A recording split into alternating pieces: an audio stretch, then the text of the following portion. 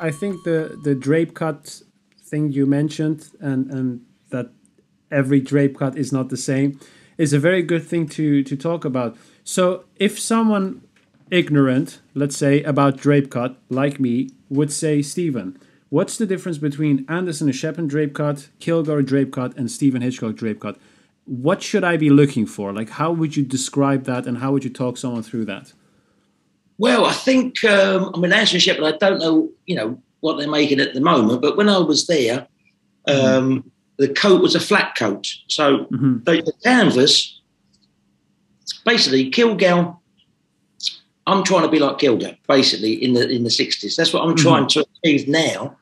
Right. Most people won't even remember Kilgore French and Stanbury as I do.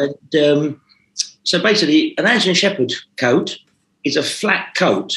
So they would put, and I can still make that. I have a couple of clients that wish for that. And you just put a fish cut, an open-ended fish cut, Right. But if you want a proper coat, one of my coats, we build up a chest. You need a chest here. So the bridle will stay flat against your chest. You don't want this flat because it all sort of pops off and the fronts can all turn back. But what we do, we put a cut in the canvas, or any cut you put in the cloth, as you will know, you put in the canvas. Yeah. And I have a more controlled drape. So I normally would cut a side body. Even if I don't cut a side body, the canvases are still cut in the same way. So I would still take a cut out the front of the canvas, and that would be pulled in, and that would then throw the chest out. Obviously, if the man's got no chest, you wouldn't do it so much. But most people like a high chest. They want to look like they've got a nice high chest that comes into the waist. I haven't got a waist, but this jacket will make me look like I've got a waist because the chest is wider than the waist. So it's an appeal. It just makes it all look, nice. I love the look of it. I love the shoulder line. We do a very soft, natural shoulder line. So it looks like the client. It doesn't look like a clone. It doesn't look exactly the same as everyone else. We want people to walk into a meeting and look like them. And we want them to feel comfortable. And when you've got a small shoulder pad that we make up out of wadding, with the 3 inches of fullness in the sleeve and the drape front and back, it is extremely comfortable. It's very lightweight because the canvas is, it's just a piece of, we use the Italian canvas, the red, white and blue, I think it is. And we put horsehair and the Met covers it, and we do very long stitches. Right. We want short stitches. We're not trying to build up the chest. We're trying to shape the chest, but then really we're just holding the haircloth in place. We just want the haircloth. And sometimes if we cut, Anthony Shepherd 30 years ago, we used to cut the canvases 7 inches on the bias. So we used to pull the lapel, should we say, or lay the front edge down on the canvas straight, and then you move the chest piece back. So you measure from the lapel to the front 7 inches.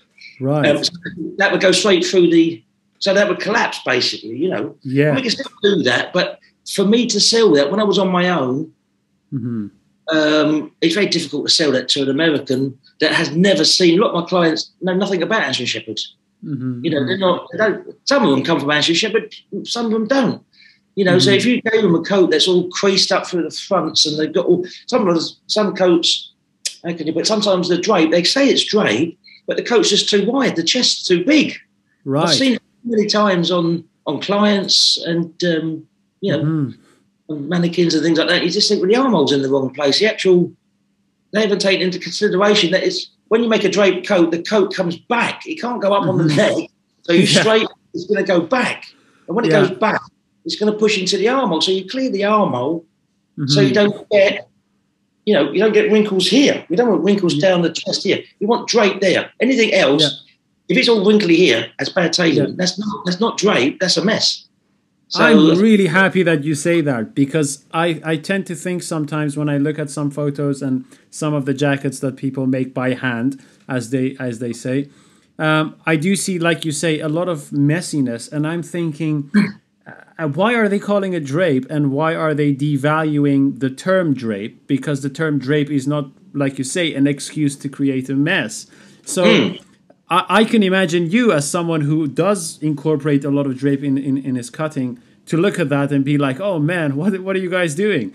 So yeah, but it annoys me because you know, I as I said to you earlier, I cut a suit out every day. I'm not a pretender. I'm actually a tailor. You know, I can cut, I can make, and you know, every day of my life in the 30 odd years, or 22 years on my own, I cut a suit out, and I really enjoy it. But I, you know, as I say, I'm looking at the armhole. What was it? Where is it? Is it too far forward? Is it too far back? Is it too deep? You know, all these things, and there's a lot of points that you've got to get right. But I see other people that they say, oh, it's a drape. They just copy the same words, but it looks, it's nothing like what I do, and nothing like, well, it's wrong. If you've got creases that are coming through here, I mean, it's sometimes when it's too, if you make a very crooked coat, you can get a crease, you know, through here. Again, when the canvas is cut on 7 inches on the bias, that would really show up, you know. But I mean, today I don't cut 7 inches on the bias. I might do 2 or 3 inches.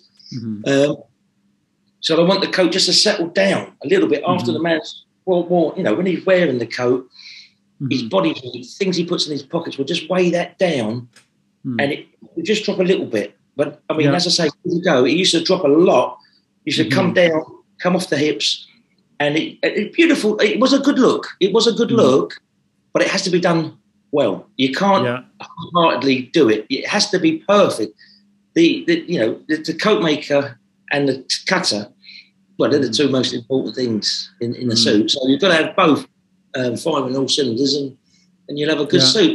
But if you're not aligned with it, if the cutter's cutting something out and you're hoping that the tailor's going to put the style into it and whatnot, and recut the sleeves maybe, or recut bits and bobs. I mean, when I was with Patrick years ago, 30 years ago, he used to recut the top sleeve because he used to. I mean, what I do now, it's you measure around the armhole.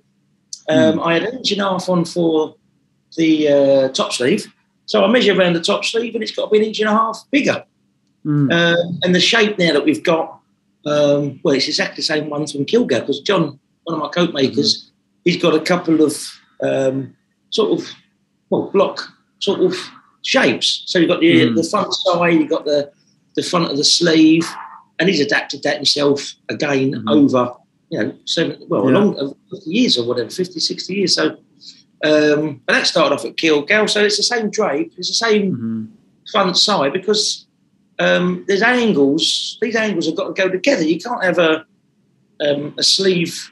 It's got to be sewn into the armour. It's got to be the right angle. So, you know, the main thing is with, you know, I cut a straight coat, I've got to cut a straight sleeve.